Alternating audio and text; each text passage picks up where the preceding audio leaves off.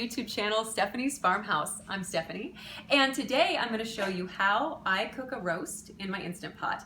I love my Instant Pot. It is like, I would say, the most important appliance in my house, next to my Keurig, and I love it! So today I'm going to show you how I do it. So the first thing that I do is I push saute on my Instant Pot. Right here's the button, because I saute the outside of my roast. It's awesome. If you've never done it, you should do it because it's amazing. You just sear the outside. And doing it this way, you use one pot because I'm busy, right? And so I don't have time to have all these pots around that I need to clean. So here we go. Next thing that we do, I mix up my seasonings. I use Himalayan salt when I cook. So we're gonna throw this in my dish here. And then I'm gonna throw in some pepper. If I can get it open. It's really stuck. Here we go. Throw in some pepper. And I rarely measure things. So I just kind of dump it in. Like, I've done this a whole lot and I know about how much I'm gonna need. So here we go. This is garlic powder from Azure, and I love Azure Standard. If you guys don't get Azure Standard in your area, you should try because it's amazing. Organic food, love it. Okay, so now I've got this all mixed up, and now I'm gonna rub down this roast. And all you do is sprinkle it on and rub it in. And you go all the way around and you coat all of the sides. I'm pretty sure that I got this from a Paula Deen recipe. I'm pretty sure I did. So I definitely want to give credit to her because she's amazing.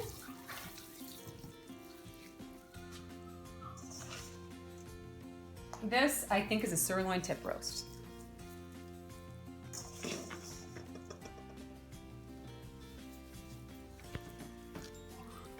Okay.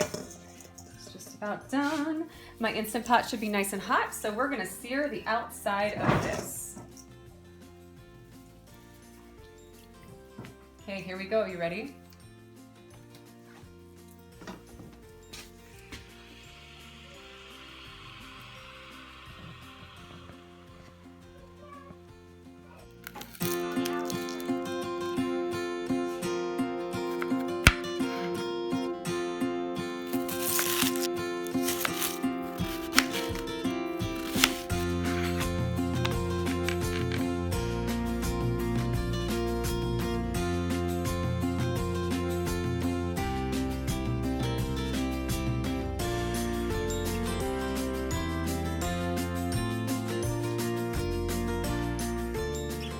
So now I'm searing the outside of my roast, and this is what it looks like in the Instant Pot.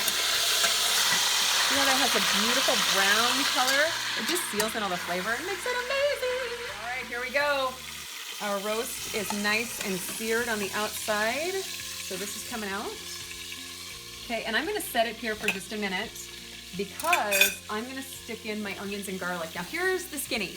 My family does not like chunks of onion and garlic. I don't blame them, I guess. I mean, I don't mind chunks of onion and garlic. A little different story. But anyway, so we food process all of our onions and garlic for things like this. So that's what we've got here.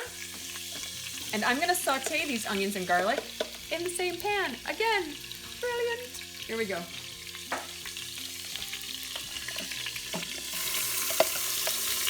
Oh, and this is twofold, by the way. Not only do we love onions and garlic in our stuff, but it'll also help clean off the sticky stuff that, you know, sticks in the bottom of the pan. Any pan, not just the Instant Pot, any pan, when you sear roast, it'll stick. So this will clean that off.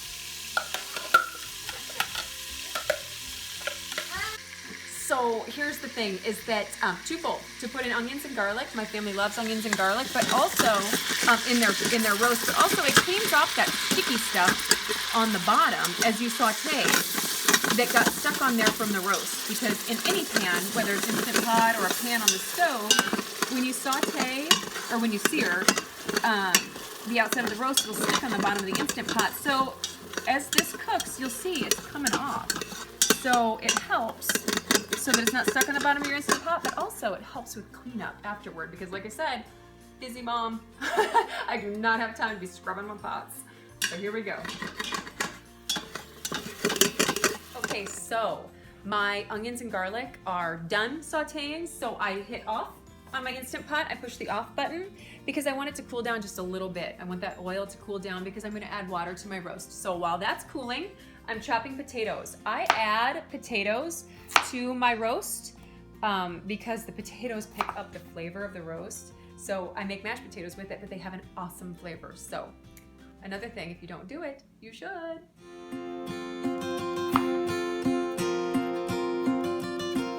So I have my roast back in the Instant Pot.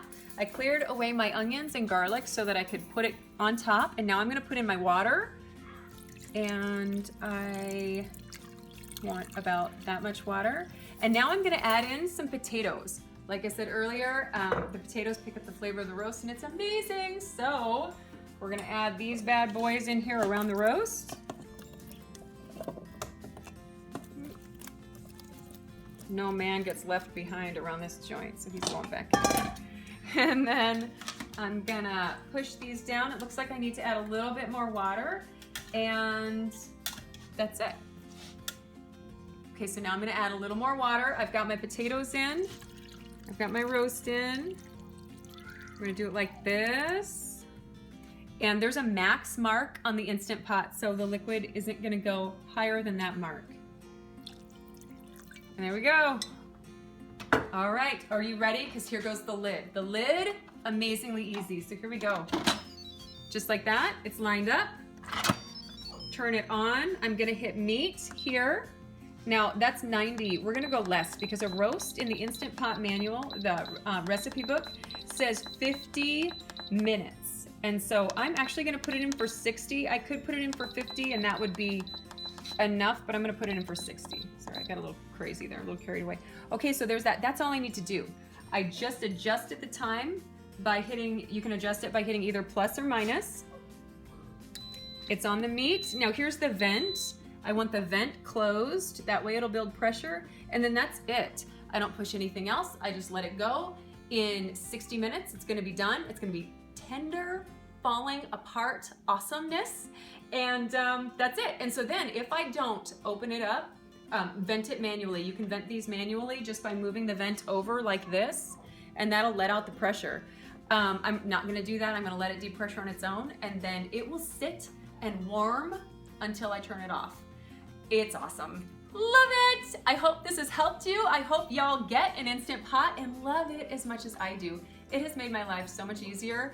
Things are moving around my place and it's awesome.